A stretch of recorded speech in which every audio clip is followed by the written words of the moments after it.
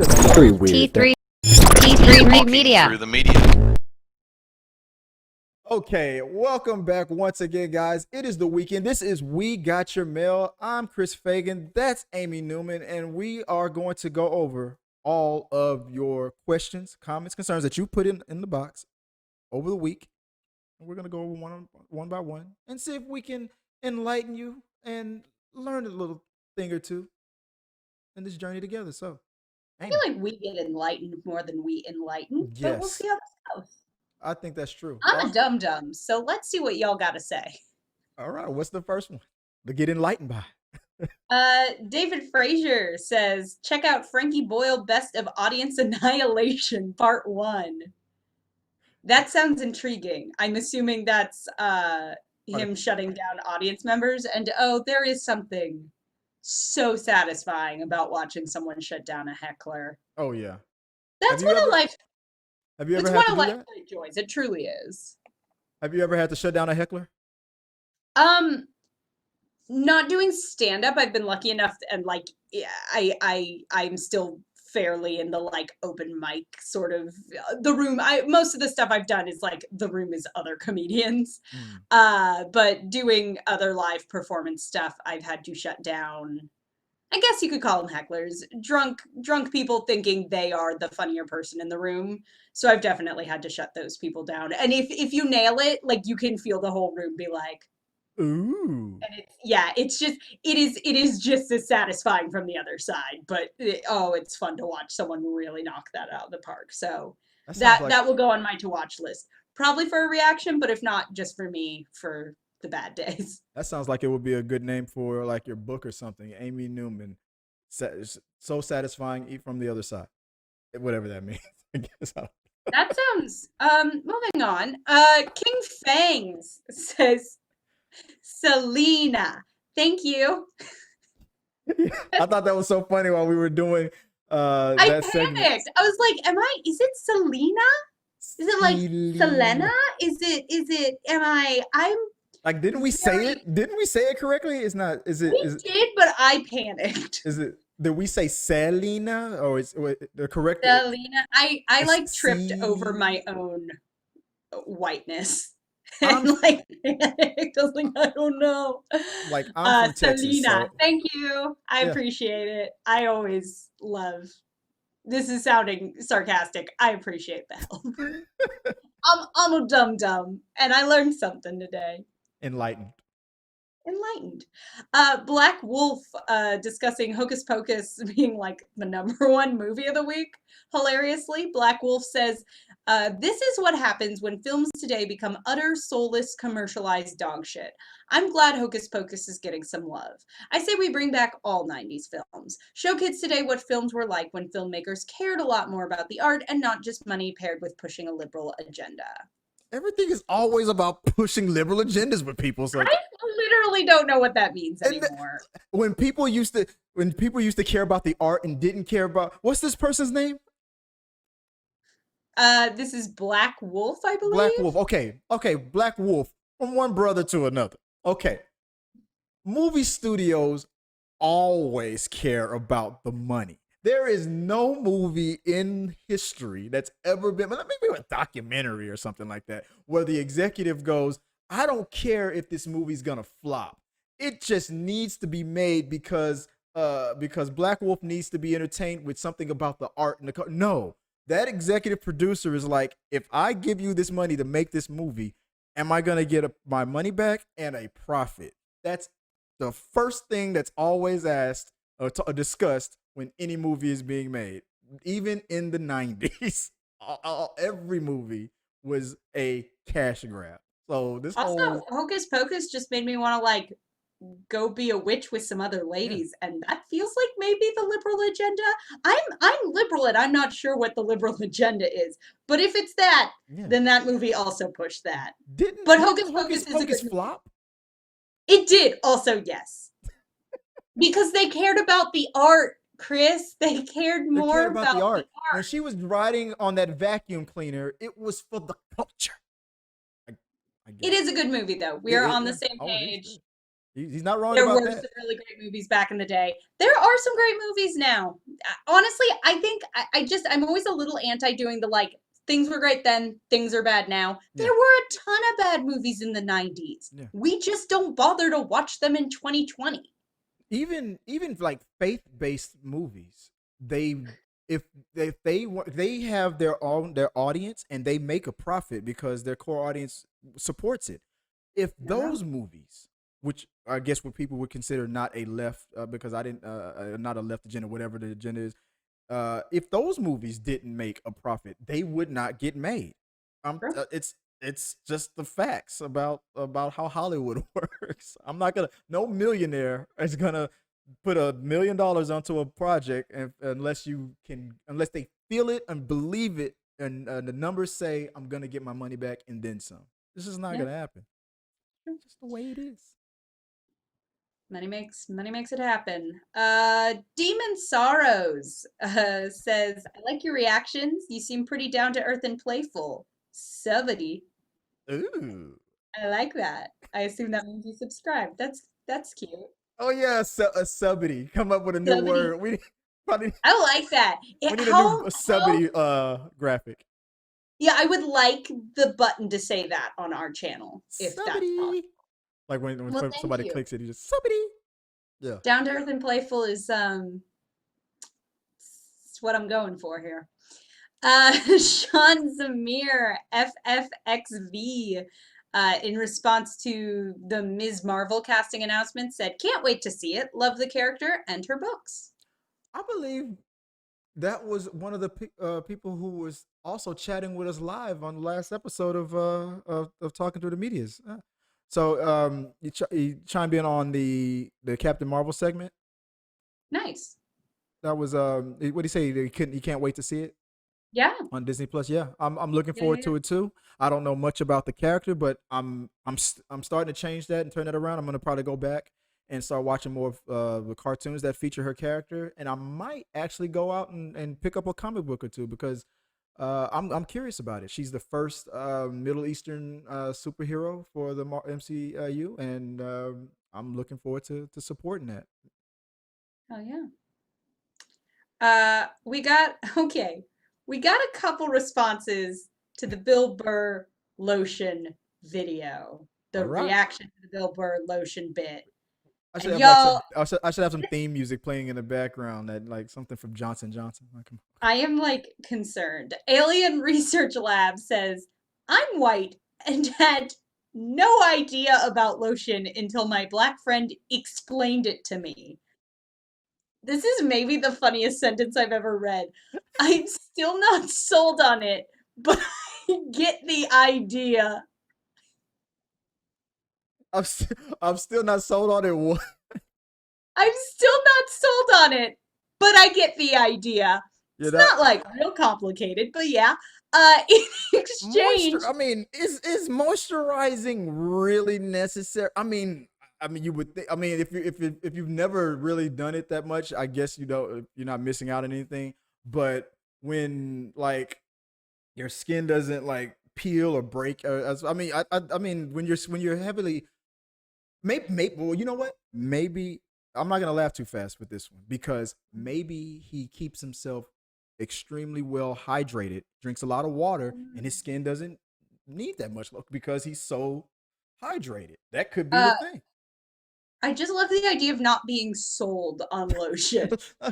Like someone puts it on you and you're just like, it's softer, but I don't know.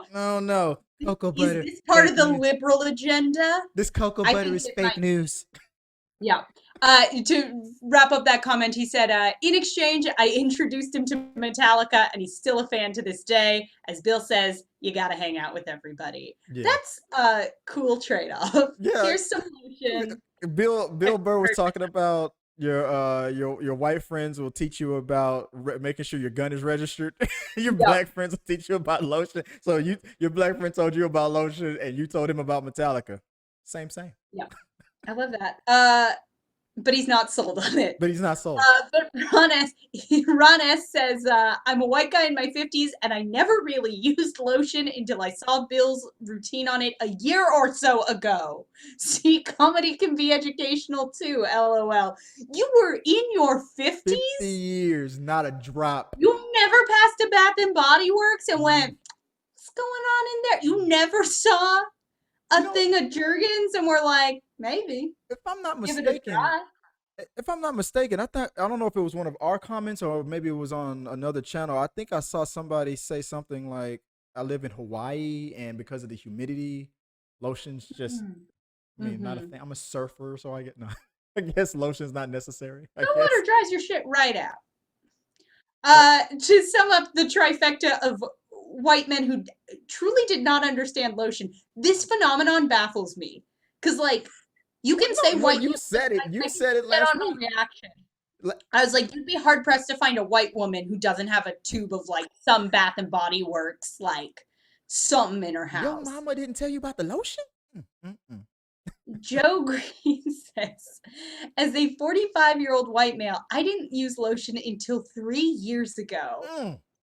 Concerning. I had always lived in humid climates. Oh, there you go. There you go. That's the comment. About a decade of that in Hawaii and never needed lotion or chapstick. Interesting.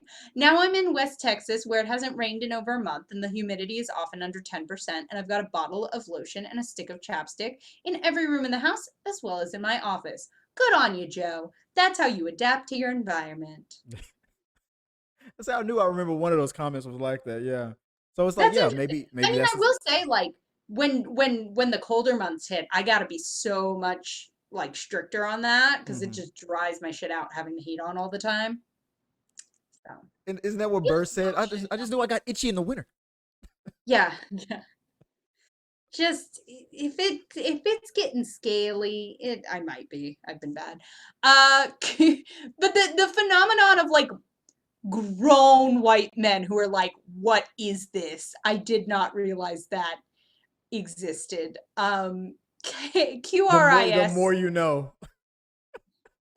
White men baffle me still, and I say that as a white person. Like sometimes I'm just like, what's going on, dudes? Like men in general, I suppose I could.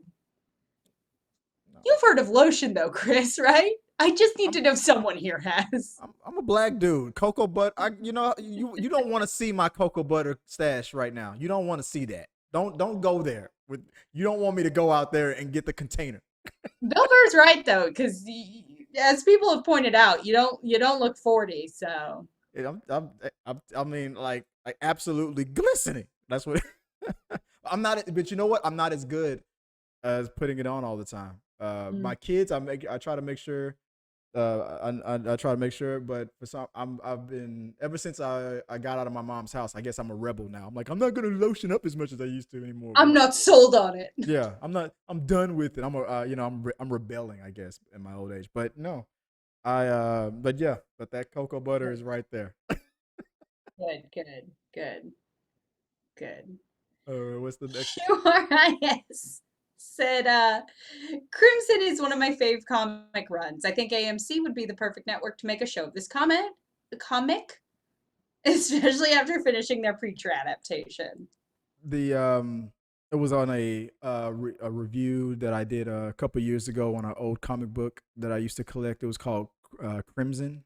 It was about a teenager who was attacked by a pack of vampires and left for dead, and he was turned, and I guess he was the chosen one to to save the town and defeat these vampires, and the mythology of it was awesome. Like vampires actually began from the Garden of Eden.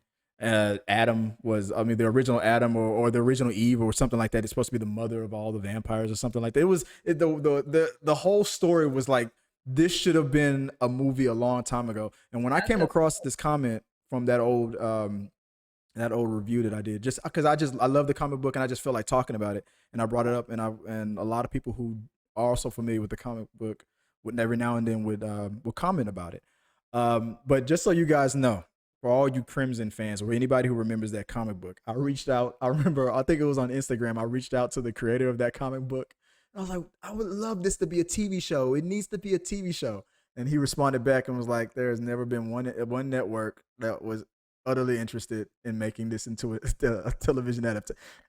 He totally crushed me, but I could feel it from his end. I know he probably would love that too, because the story is that good. But if the networks aren't interested, they're not calling. They're not, and it's probably it was a short run, so they're probably not going to come back. Something crazy, amazing would have to happen for that to happen. There's a couple. They're working through them. They're going to run out of comics eventually, and maybe. I mean, but then they go into the independents, which this was an independent one.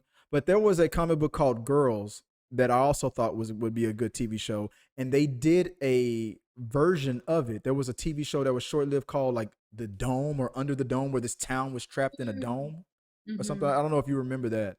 And I was like, they ripped that off. I heard about it, but I just realized it might have been from you on this channel. Yeah, it was probably, I think I discussed it before. And I was like, they ripped that off from that comic book I used to read called Girls, where town was trapped in a dome. And they were trapped in there with a girl who was from an alien who every time you had sex with her, she would lay eggs and multiply. And she was meant to take over the world or something. It was weird. I'm into some weird stuff. Moving on. I know. You don't need to. It's okay. And finally, Mr. Cutsie says, I think TikTok is a dumb app for women who try to make money off the internet. Yeah, pretty much. You're like, you are correct. And they're making that money, Mr. Cutsie. I mean, what app isn't out there for women to try, or anybody, for men? Like, you know how many men are also making money off TikTok? We're either here for attention or money, ideally both. Both, yes. You know how many apps? I mean, you can throw a rock in any direction. You're gonna hit an app that's 100% geared towards. I mean, I'm not gonna dump on YouTube because I love YouTube and YouTube is awesome. But even YouTube is geared. Can you hear us? Yes. It's monetized. Yeah. Can you hear me, Mother? Yeah. Mama YouTube? Yes, please. Thank you for giving us a home in this little box. More monetization, please. But it's all about, it's not just about the money. It's all about the money. Yeah. That's just how life is. That's the theme of this episode. Yes. It's not just about the money, but it's all about the money. Don't stop being shocked that people are doing things for money. Yeah. Don't even, maybe we'll talk about that on next week's episode. List off the 10 craziest things you would do for money, Chris. Oh, it would get really weird really fast. It's just, surprise, it's gonna happen. But I guess, was that the last one? That was it. All right, awesome. Well, once again, guys, thank you for contributing to the show again and giving us something crazy to talk about, to unpack. Like I said, I learned a lot. I hope you guys learned a lot. We were once again enlightened. Wait. Selena. Oh yeah, exactly. We learned how to. I was saying, what was I saying before? I don't even remember. I thought I was saying it correctly, but I think it was me. No, I think I was like, what is it? I knew, I just didn't. It was more. This was the correct pronunciation of Selena was inside me the whole time. Yeah.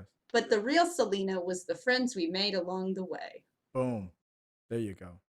Man, this is becoming one of the most enlightening show we've ever done. This week has been amazing. And tomorrow there will not be a We Got Your Vote. We didn't get one out there in time. Sorry about that. That was my bad. But you guys enough. But you guys don't forget to vote. I mean, there's other. I mean, I didn't forget. So if you guys got, like I said last time, be safe out there. Wear your mask. Keep your distance, and just get out there and vote. Doesn't matter who you're voting for, as long as you vote. Doesn't it? And cut. Okay. If you like what you saw, make sure to subscribe to the channel and please drop a like on this video. It really does help us. Also, don't forget you can turn on notifications so you don't miss a single review, react, why is that trending, or we got your mail.